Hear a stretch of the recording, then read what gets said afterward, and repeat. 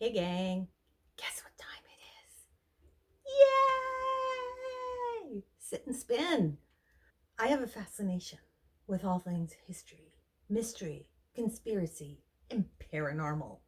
And I love to do deep dives on subjects I often stumble upon by chance.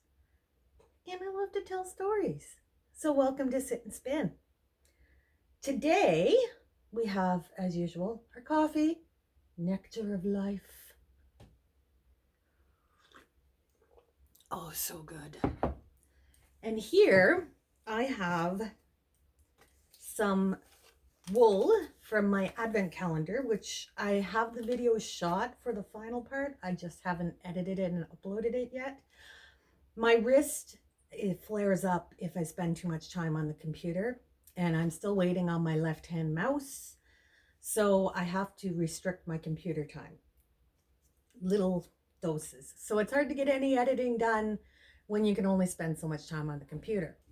I did get my sit and spin script done. So what we'll do today is we're going to spin. We have mint fiber, which is this lovely stuff here. It's so much like silk. I honestly thought it was silk.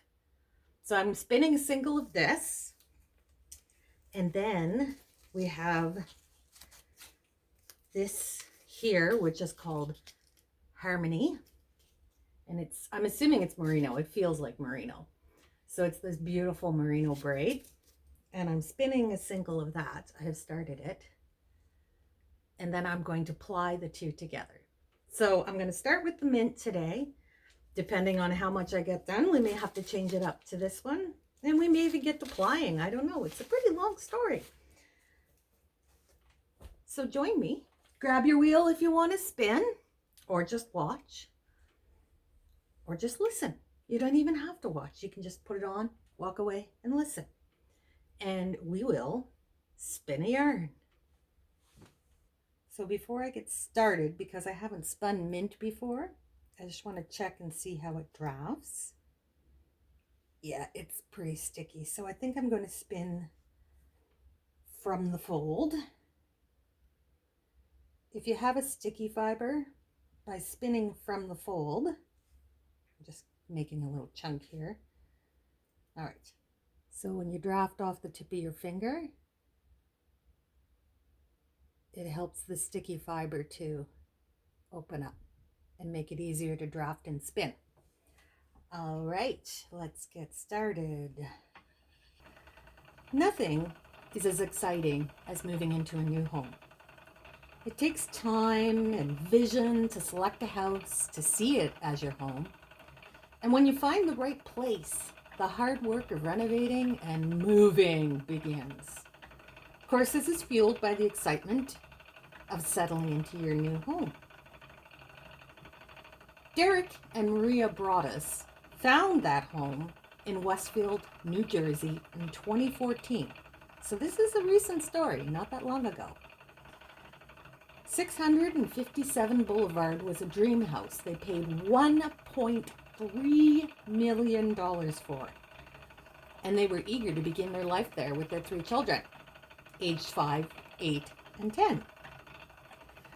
Derek was painting in their new home one night in June 2014 and went out to get the mail, expecting only a few bills. But he found a white card-shaped envelope addressed in thick, clunky handwriting to the new owners. The envelope had no return address. Inside was a typed note that began an incredible story of fear and conspiracy. It read, quote, "Dearest new neighbor at 657 Boulevard, allow me to welcome you to the neighborhood. How did you end up here? Did 657 Boulevard call to you with its forces within? 657 Boulevard has been the subject of my family for decades now, and as it approaches its 110th birthday, I have been put in charge of watching and waiting for its second coming. My grandfather watched the house in the 1920s, and my father watched in the 1960s, and now it is my time. Do you know the history of the house? Do you know what lies within the walls of 657 Boulevard? Why are you here? I will find out. I see already that you have flooded 657 Boulevard with contractors so that you can destroy the house as it was supposed to be. Tisk, tisk, tisk. Bad move. You don't want to make 657 Boulevard unhappy. I asked the Woods to bring me young blood, and it looks like they listened. You have children. I have seen them. So far, I think there are 3 that I have counted. Are there more on the way? Do you need to fill the house with the young blood I requested? Better for me. Was your old house too small for the growing family? Or was it greed to bring me your children? Once I know their names, I will call to them and draw them to me. Who am I? There are hundreds and hundreds of cars that drive by 657 Boulevard each day. Maybe I am in one. Look at all the windows you can see from 657 Boulevard. Maybe I am in one. Look out any of the many windows in 657 Boulevard at all the people who stroll by each day. Maybe I am one. Welcome, my friends. Welcome. Let the party begin. Signed, The Watcher. It was late at night, and Derek was alone in the house. He turned off all the lights in the house and called the police, who took note of the letter and suggested moving some stuff off the porch in case the Watcher wanted to throw something through a window. Derek returned to his family living in their old house elsewhere in Westfield, and they wrote an email to the previous owners, John and Andrea Woods, asking if they had any idea who the Watcher was, since they had been mentioned in the letter. Andrea replied that they had received a letter a few days before moving out. It had made mention of the Watcher's family observing the house over time, but since the Woods had never received any note like it before, in the 23 years they'd lived there, they just dismissed it as odd and threw it away. Despite this, the Woods went with Maria to the police station where Detective Leonard Lugo told them not to tell anyone about the letters, since all of Maria's new neighbors were now suspects. The Broadduses were understandably worried and spent the coming weeks on high alert. Derek canceled the business trip, and Maria would helicopter mom the kids anytime they were at the new house, shouting for them if they even ventured to the far corners of the yard. Things seemed quiet, though a contractor did arrive one morning to find a heavy sign he'd hammered into the front lawn had been ripped out overnight. 2 weeks after the first letter, Maria stopped by the house to look at some paint samples and check them out. She recognized the thick black lettering on a card-shaped envelope and immediately called the police.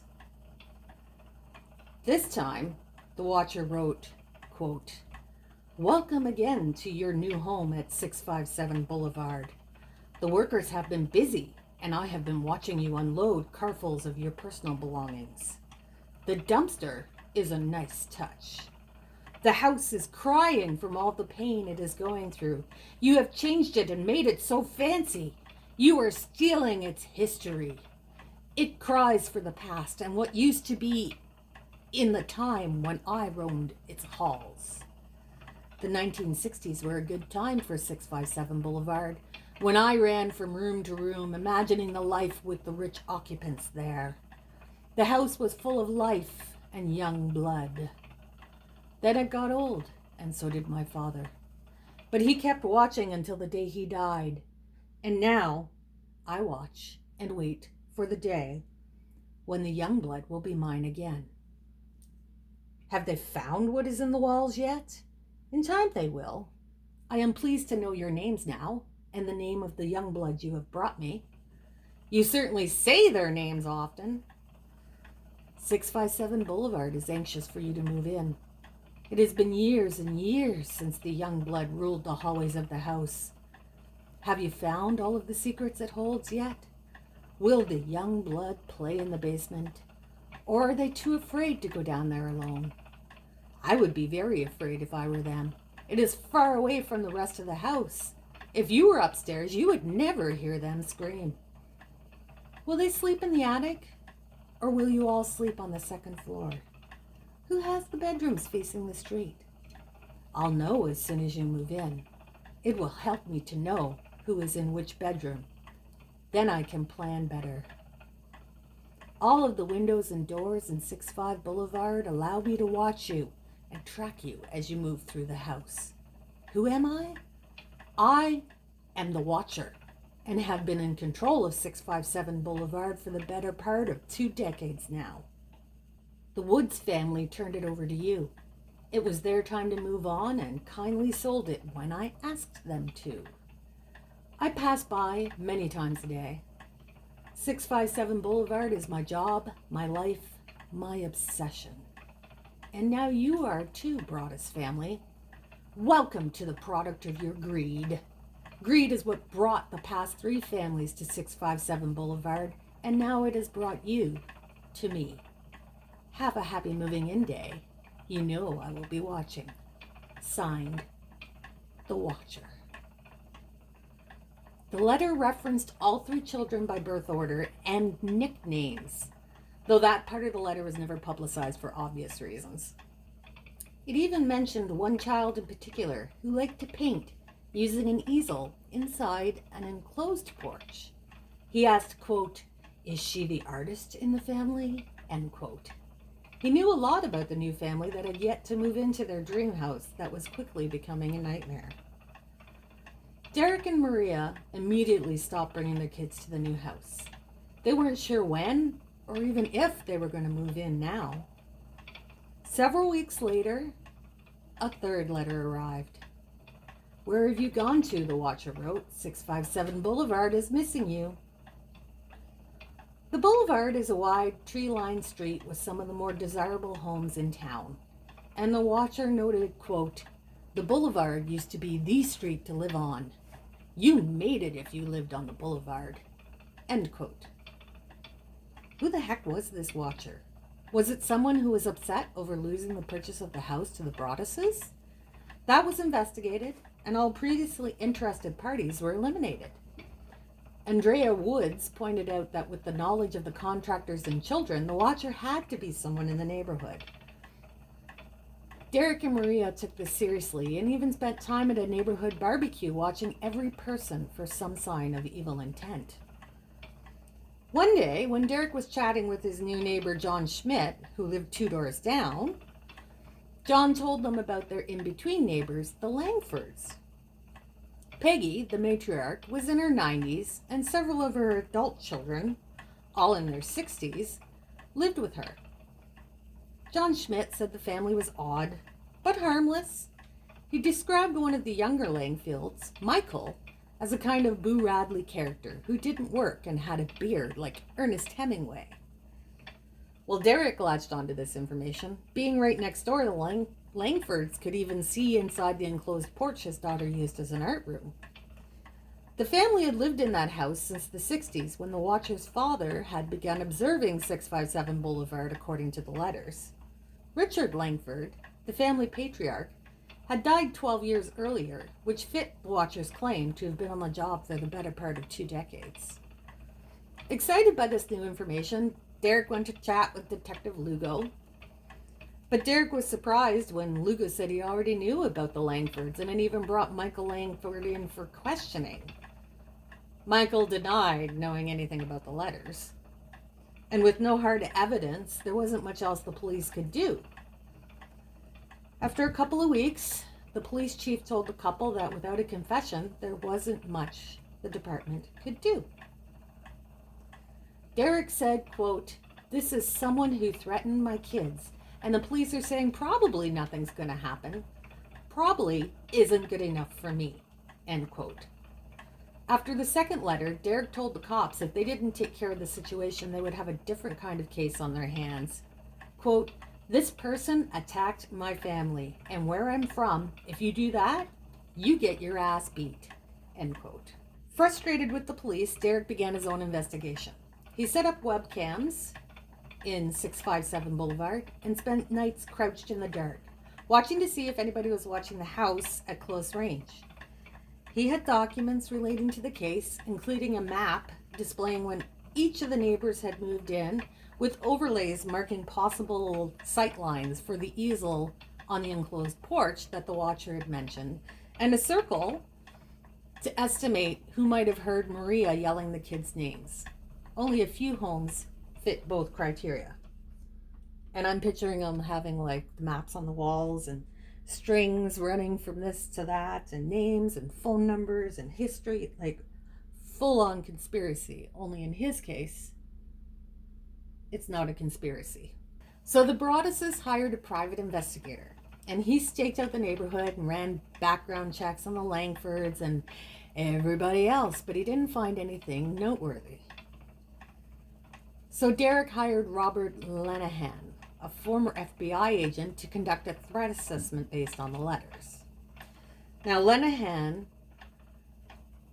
recognized that there were several old-fashioned ticks in the letters that pointed to an older writer, and the letters had a certain literary panache, which suggested a voracious reader, and a surprising lack of profanity given the level of the anger, which Lenehan thought meant a less macho writer. He didn't think the watcher was likely to act on threats, but the seething anger directed at the wealthy in particular was a concern. He recommended looking into former housekeepers or their descendants. Perhaps the watcher was merely jealous the Broadduses had bought a home he couldn't afford. But the focus remained on the best suspects, the Langfords. Working with the police, the Broadduses sent a letter to the Langfords, hoping to instigate a response, threatening to tear down 657 Boulevard. Nothing happened. Police brought in Michael for a second interview. Nothing happened, but accusations from Michael's sister Abby that the police were harassing her family. Derek even hired Lee Levitt, an attorney, to meet with the Langford family and their lawyer and lay out the evidence they had. Wow, so many interruptions today. There's the problem with filming on your phone. When it rings, you have to stop filming and answer it. Where were we? All right. Derek even hired Lee Levitt, an attorney, to meet with the Langford family and their lawyer to lay out all the evidence they had that indicated it was the Langfords. Nothing happened, and the Langfords continued to defend Michael's innocence. By the end of 2014, the investigation had stalled. There was no digital trail, no fingerprints, and the scene of the crime was any mailbox in northern New Jersey. In December, the Westfield police told the Broadduses they were out of options.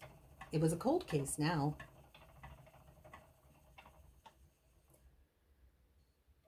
In the meantime, the renovations at 657 Boulevard had been completed, including a new alarm system. But, understandably, the Broadduses were too nervous to move in. Derek priced out trained German shepherds and advertised for military veterans to come and work out in his backyard every day. That was it, just work out in his backyard. But they hadn't bought their dream house to turn it into a fortress. They had already sold their old house, so they moved in with Maria's parents while continuing to pay the mortgage and property taxes on the dream house. Only a handful of friends knew about the letters, and they told everyone else that they weren't moving in over legal issues, which led to people wondering if the Broadduses were getting divorced. All this stress, of course, was making them snappish, tired, cross with each other. It did look like they were going for a divorce. 6 months after the first letter arrived, they decided they'd just sell the house. Since they'd done renovations, they listed it for more than they paid, but there were rumors already swirling about why the house sat empty. Everything from a sexual predator to a stalker. So the Broadduses decided to do partial disclosure, mentioning the letters only to interested buyers. Bids came in well below the asking price, and they weren't prepared to take such a financial hit. But there still weren't any takers even after they lowered the price.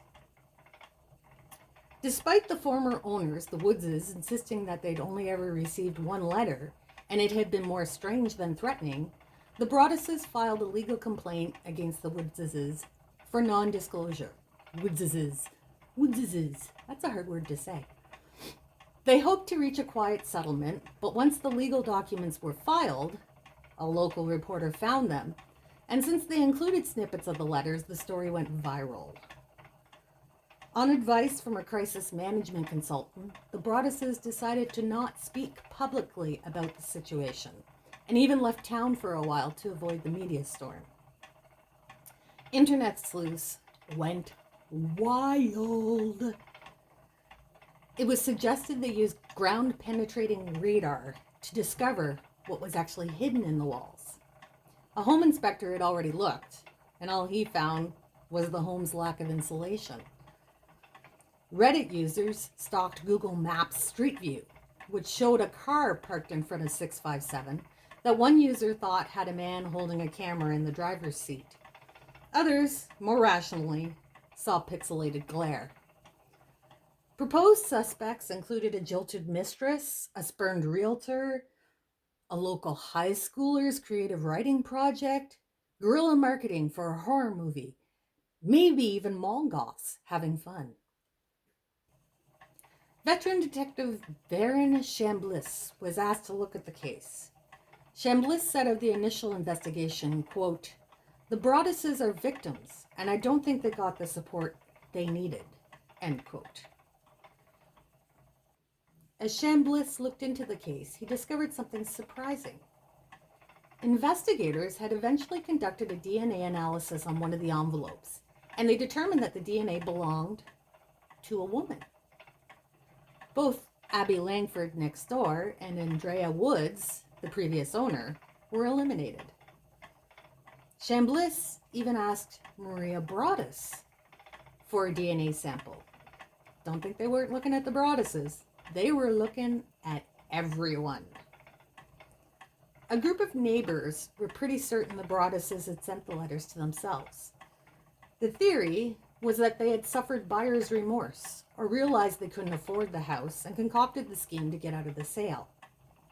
Or it was some kind of insurance fraud. Or maybe they were angling for a movie deal. But with all the suspects eliminated, the investigation was back to square one, and the Broadduses still had to decide what to do with the house. Now, with all of the national attention and so many people saying they would just ignore the letters and move in, the Broadduses hoped to sell it. They held a well-attended open house, then spent hours researching every person who signed in, hoping to find a handwriting match to the watcher. But they had no success. They also didn't succeed in selling the house. So they decided to sell the property to a developer who would tear down the big house, split the lot, and build 2 separate homes. But they needed planning board approval to go through with that. The drama was high, and the meeting took hours. But in the end, the planning board denied the division of the lot, and the Broadduses were stuck again, hemorrhaging money on a house they couldn't live in. Shortly after the planning board's decision, a family with grown children agreed to rent 657 Boulevard, although they had a clause in the lease to let them out in case of another letter. 2 weeks after the renters moved in, Derek went to deal with a squirrel problem, and the renter handed him an envelope that had just arrived. With a sinking heart, Derek recognized the writing. "Violent winds and bitter cold to the vile and spiteful Derek and his wench of a wife, Maria. You wonder who the watcher is? Turn around, idiots. Maybe you even spoke to me, one of the so-called neighbors who has no idea who the watcher could be. Or maybe you do know and are too scared to tell anyone. Good move. I walked by the news trucks when they took over my neighborhood and mocked me. I watched as you watched from the dark house in an attempt to find me. Telescopes and binoculars are wonderful inventions. 657 survived your attempted assault and stood strong with its army of supporters barricading its gates. My soldiers of the Boulevard followed my orders to a T. They carried out their mission and saved the soul of 657 Boulevard with my orders. All hail the Watcher." The renter was also mentioned in the letter, and though he was spooked, he agreed to stay if cameras were installed around the house, since the watcher alluded to getting revenge in one form or another. Quote, maybe a car accident, maybe a fire, maybe something as simple as a mild illness that never seems to go away, but makes you feel sick day after day after day after day after day. Maybe the mysterious death of a pet. Loved ones die suddenly. Planes and cars and bicycles crash. Bones break. This new letter fired up the investigation again. But again, nothing ever came of it, and the watcher hasn't been heard from again.